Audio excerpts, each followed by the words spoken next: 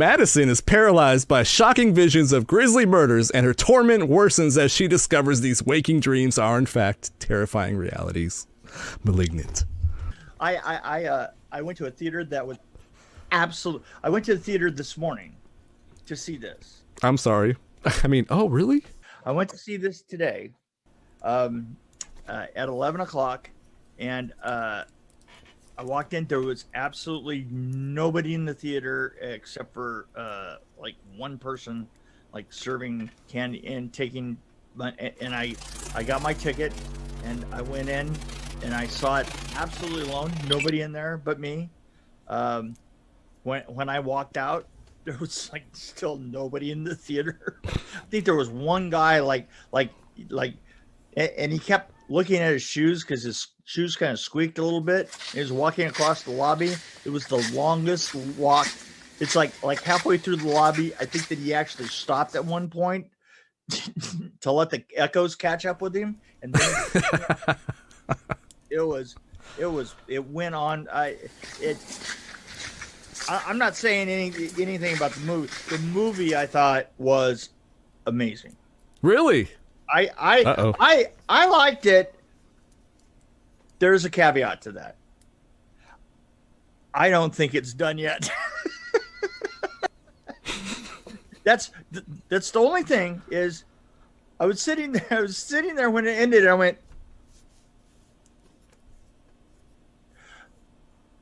okay, because it all of a sudden was chugging along, and then all of a sudden in a 3-minute period it just kind of like tied some things up, and then it's like, and then it seemed like everybody was just kind of like looking at the camera going right, and the camera pulls out to the corner, right, and then it ran credits, and I was like, what? What happened there? So I thought it had a lot of good jump scares. I did like some of the effects through it. So there was a visual effects that if it's used again, I would throw up. But I mean, really, now look me in the eye and tell me that effect could be used again. That effect could be used. See, I couldn't do it. See, couldn't do it. See what I'm saying? Couldn't do it. No, you could. It was like so specific, and then it was used like 8 times in a row, and I thought to myself when I saw it the first time, I thought, oh, that's really cool. We'll never see that again. Right. So what'd you think? I didn't like it like you did, apparently. It was a very pretty looking piece of crap, I thought. Maybe a nice way to put it. No, I thought it was trying to be like an 80s or 90s horror movie, like kind of like a Scream or something. They were pieces of crap too. I know. I worked on them. And the director usually does. I think he usually puts out pretty good stuff. This one I thought was one of his worst ones, actually. James Wan's worst movies. I don't know. I think somehow he made it interesting. I thought it was actually. I didn't hate it actually. I liked it. Kind of middle, maybe a little bit less than average. Maybe is where I'd put it. I just felt like it was a slasher movie without really a good story. I don't know, for a comedy, I think it was a great comedy. I would give this a really high rating if it was a comedy, because I thought him running and somebody was pretty funny. That was one of the things. That was one of the things I was going to say is that it had more credibility at the beginning when I didn't know. Yes, yeah, that's what I'm saying. It was. You know how the old phrase is, I liked you a lot better before I knew you. Yes. There was something to, because when I said I really liked it, just like when you said you didn't like it, I think that both of us are going to have to move to the middle for this. Well, the beginning was amazing. Yeah, I loved how I was like, what the f*** is going on? Which is how a movie should start, especially a horror movie. Exactly. Exactly. But then we get to the part where yes. I don't have to say more than that, right? Yep. Spoiler alert. It's like a scene from Bambi. No, you know where they got that whole idea was from Donald Trump, right? Yeah, it was a spitting image. Yeah, spinning. But no, I mean specifically from him imitating that. Oh, yes. Well, another thing I had a problem with was the acting. The main characters were great. Everything that was involved with the lady, the girl, the main character, everybody who's related to her was great. The cops were so bad. It was like, oh, let's find the dollar store version of Wanda Sykes and David Duchovny. Like, I mean, really? And they were so bad. No, but even worse than that, even was the infatuated lab tech. Yes. I mean, wait till you see this body. the one that was infatuated with the detective. Yes. Who was that little side story was so not necessary. It was an attempt at comedy that didn't work out really. Well, yeah. You know, it didn't work out because there was very little chemistry going on in between those three. You know, I mean, I mean they honestly seemed like they were just No, yeah, yes. Was feeding them their lines off camera. Well, you know how Wanda Sykes acts. It's kind of like she's reading really loudly. Oh yeah, no, Wanda. Wanda Sykes is never not Wanda Sykes. But she has that thing that makes her great. And this lady was like Wanda Sykes without that thing. Yeah, it was. Yeah. No, it was. And I hate to talk about people's acting because I can't act, so I can't really judge it that well. But and there was another thing. There was another thing that there was an incredibility aspect to this one scene where everybody gets killed except for the two. Yes. Like, and when I say that, I mean. You're talking about like 30 people. Yes. And they're all evenly spaced. Evenly spaced perfectly. With one little blood spot next to everybody. Yeah, I think if that really happened, it would be a lot messier. Yeah, you kept wondering how any one thing goes on in this film without the repercussions of everything else that happened before it. You know what I mean? I mean, yeah. It was like... These things are supposed to be happening in the same area, but there was a certain vacuum quality to it that didn't seem to be expanding to the rest of, the world, and it should have been. Yeah, no, totally. But at the same time, there was still some really creepy. Oh, I like the stuff underground was great. The Seattle Underground and the creepy hospital but the haunted laundry scene. Did you like that one? Haunted laundry scene. I can reenact it somehow. You think? Get out of my house! Okay. Yeah. No, didn't like that. but there, and the thing is although I. There were times in one of the chases through there where the optical creature. Oh yeah, like underground. Was that really necessary to have the CGI so heavy? Like, but yeah, but and the thing is we're supposed to believe though that in the end we're supposed to find out that this was. Yes, I know what you're saying. Didn't move naturally. Yeah. Well, how? And there were times. Come on. There were times where you're looking at this thing, and as it's running along, it weighs, like 12 pounds. Yes. And then 180, and you're going, huh. And then supposedly, wasn't it going, I don't want to ruin it, but wasn't it going... Yeah, and that... No. So the physics didn't really make sense to me. Yeah, but no, this actually was... It was still scary, though. It was still a scary movie, and it was really pretty, and I love the bird's eye view. How often do you see that in a horror movie lately? The bird's eye view of the whole... How did all the rooms? and here's the thing: is Did you seam them together? Like, do you shoot one and then seam it together somehow? from where? But from where though? I mean, was that whole thing? Was the whole house a set? I mean, That's a good question. I don't know. No, but I really like that part. yeah, I did too. I wondered what it added to the film. I wondered if the cost of that was just there because it was James Wan. You know, I actually do like the look of this and the way it's all done. And I think that's part of his vision, really. But then I think that I don't know what the hell happened at the end. Like you said, the second half of it was kind of... well, the second half of it kept getting weirder, and by weirder I mean not only less likely but less likable. Oh, look at what I did there! That was it. That was an amazing alliteration. Okay, not only less likely but less likable. Yes, that was beautiful. Boom! Yeah, that's until it all cumulatively came to one particular room, and there it just stopped.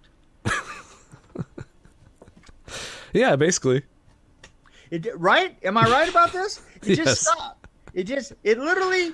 They ran out of ideas. I pictured a bunch of writers sitting around going, it was like there was an accountant just off camera going, okay, boys, that's it. Wrap it up. I think there should have been a shot of a bunch of writers at a table like, what do we do here? That would have been much more plausible as an ending, I have to say. Because you know what? That would have been the bitter bite of actual reality that this film needed a little bit of. And you could do the French version of it, which is like a man holding up a blank call sheet.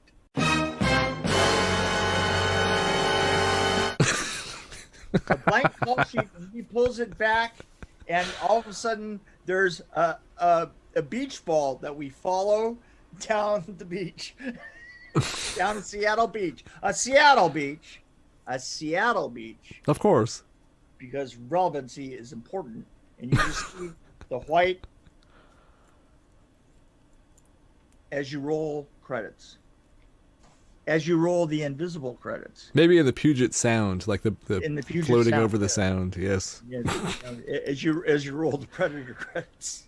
I just thought this was too close. It was like one tiny step away from one of those scary movie. Like it wouldn't be hard to make it a scary movie spoof just by tweaking a couple things. Well, I don't know. And then I'm gonna somebody here. I still like pieces of. Things don't have to be completely explained to me because I'm from the '80s. Because you know what? And it's two reasons. That's a quote of the year. Well, all the '80s films were either simple or if they were complicated, nobody cared. And nobody could uncomplicate them. And the other things is I'm just forgetting. Well, maybe that's why when I was watching this, I'm like, okay, it's like they're trying to make a 80s movie or 90s movie, like, early 90s. It's kind of what it felt like. It's funny. I have a particular script that I'm like a friend of mine is shopping around, and I gave it to a professor, a producer professor. It's the same thing. And he gave me back a very meticulously drawn analyzation of the script, which I thought was funny because it was like niggling points about like the people that are about understanding the motivation of people. And also, like character, like character like skirmishes and stuff like that. And I go, well, yeah, but I told you it's an '80s film because most everybody here is just fodder one way or the other. and I say, and that's an '80s film. Basically, yeah. Character.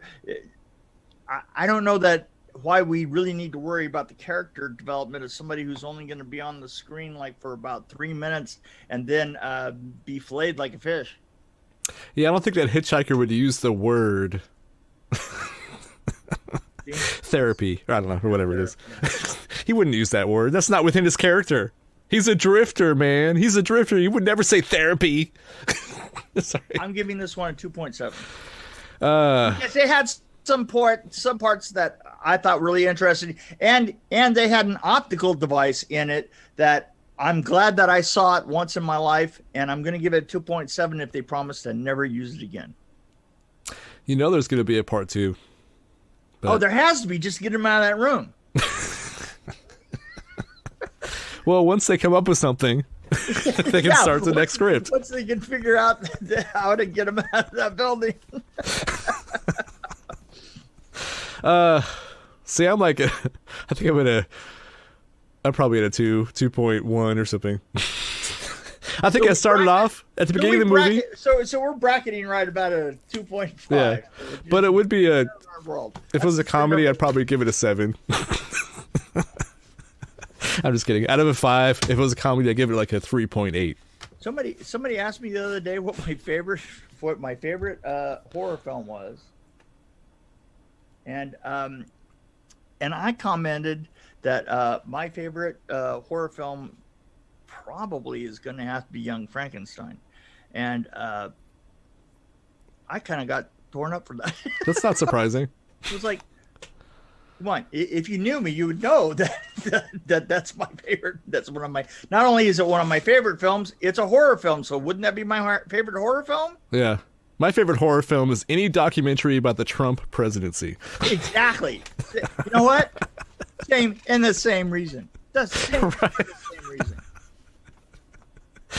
I don't know what my favorite horror movie. That would be a hard one for me to come up with. Actually, I think it's not really a horror movie, but I would think Eraserhead is probably one of my favorites, just because it's so bizarre. And Eraserhead is one that I saw it. I saw it literally when David Lynch was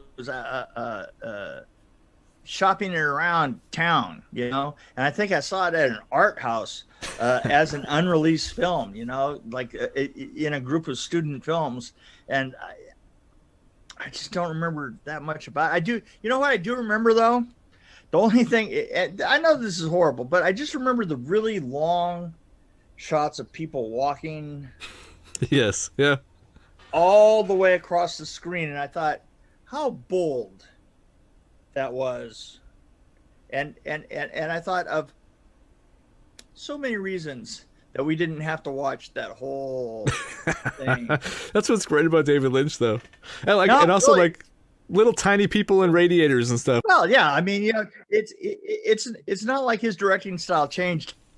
No, and like the sound design, like in Eraserhead, like you have like sheep noises and stuff. It's like really bizarre things that the kid is making these noises. I don't know. I think I like how uncomfortable it made me watching it. That's what I think I like about it. Well, yeah. If you mean by comfortable, it's like, how much longer do I have to sit there? Yeah. No, I mean like disturbing. Like, what the hell is this? Disturbing. And I don't know what's. It's a different thing. You're getting a view of what's inside David Lynch's brain, which Here's the thing. I did a shot on Vengeance. I directed the shot. I know. I was thinking about that when you said that. I remember you. But I'm telling you, I liked that shot. I mean, I'm not kidding. I liked the shot.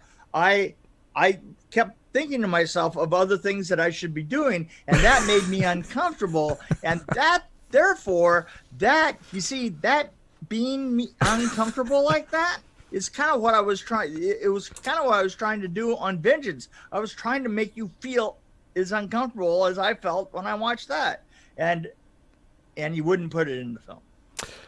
And the weird thing is, I said, well, it's Eraserhead, and absolutely everybody went, "What's Eraserhead?" I know. Well, yeah, I knew. Yeah, I was like, because you were there. I came over and I said, "That's a cool shot," but it's like I kind of a little bit I disagree, because I think it kind of wouldn't fit with the movie, and it would be a little bit okay, what the hell was that? Well, you see, but here's what it does. Here's the thing. And it's probably one of the things that bugs me about Vengeance. I mean, I thought Vengeance was great, but I don't think that there was a moment in it that had any suspense anywhere. And I think that it needed that pause. Well, when you have 85 people you have to kill within, a certain time period. And I understand, and I totally understand that. But here's the thing: is that pause right there? I think it would have been a slightly different film had that shot been in there, because the film would have been before and after that shot. That shot would have like.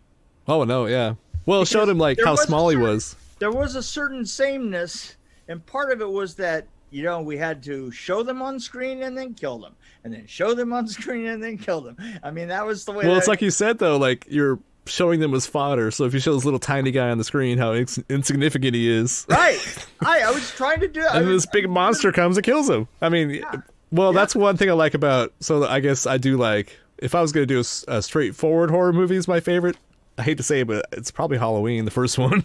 And it's because it builds up suspense. I don't mind building suspense if you have a payoff to it. And I don't. Same thing with Jason, creeping up on people.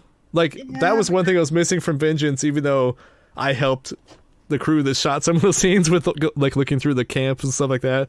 They didn't have enough of that. They didn't have enough of the stalking point of view. I was just trying to break things up, and I think that, and I still, in seeing the film, I still think that it would have been brilliant to have a couple of places in it where you could take a breath. I mean, Well, don't you think that's a common thing for horror movies now? It's like there's really, especially because it's a lot of younger directors that are in their 20s that have never seen Eraserhead and never they would probably be really bored watching it. Right. No, exactly. No, you're absolutely right. It's kind of it was an 80s thing. I mean, it's I mean, one of my top 3 movies is Seventh Seal, and if 20-year-old could watch that, I'd be surprised. To be honest with you. Okay, so are we angry yet? Well, somebody in my head is telling me, a voice in my head back. Wait, it just licked me. Somebody in my head is telling me that I think we're done with this because we have already rated it. There you go. We are finished. You guys have a nice tickle. I mean, while we're gone, you just have a nice tickle. What is that? The creepy preschool director? Yes. Yes. Somebody needs to make a movie. I'm just planting a seed for any directors out there. Somebody needs to make a movie about murder hornets before somebody else does. Oh. Good night. Good night, Mick. Good night. Oh God, here we go.